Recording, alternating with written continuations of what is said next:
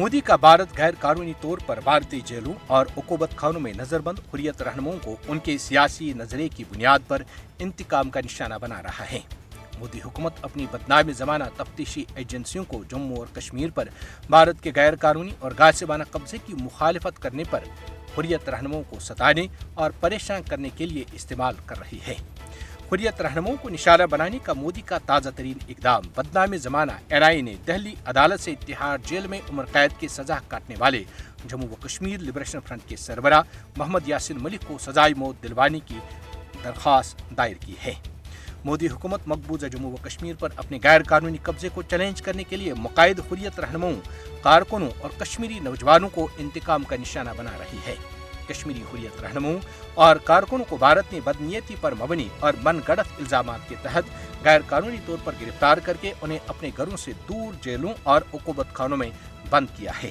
भारतीय हुकूमत कैद कश्मीरी हुर्रियत रहनुमाओं और दीगर सियासी नजरबंदों के साथ जालिमाना रवैया अख्तियार कर रही है। मोदी हुकूमत कश्मीरी हुर्रियत रहनुमाओं और कारकुनों को नजरबंद करने के लिए सख्त और जालिमाना कवानीन का सहारा ले रही है। कश्मीरी सियासी नजरबंदों को मुनज़्ज़म तरीके पर तशद्दुद का निशाना बनाया जा रहा है, जिसका वाहिद मकसद उन्हें जद्दोजहद आज़ादी से दस्तबरदार कराना है। कश्मीरी सियासी नजरबंद भारतीय जेलों में सेहत समेत तमाम बुनियादी सहूलियात से भी महरूम हैं, जो इंसानी हुकूक से मुतालिक चार्टर की सरीहन खिलाफ वर्जी है। हुर्रियत रहनुमाओं, कारकुनों और आम कश्मीरियों को उनके सियासी नजरियात की बुनियाद पर कैद करना मोदी की इंतहा पसंद जहनीत का हकीकी अक्कास है। नजरबंद हुर्रियत रहनुमा तमाम तर मुश्किलात और मसाइब के बावजूद जद्दोजहद आज़ादी जारी रखने के लिए पुरअज़्म हैं, जिसके लिए लाखों जानों का नजराना पेश किया जा चुका है और आज भी ना खत्म होने वाली कुर्बानियों का सिलसिला जारी है।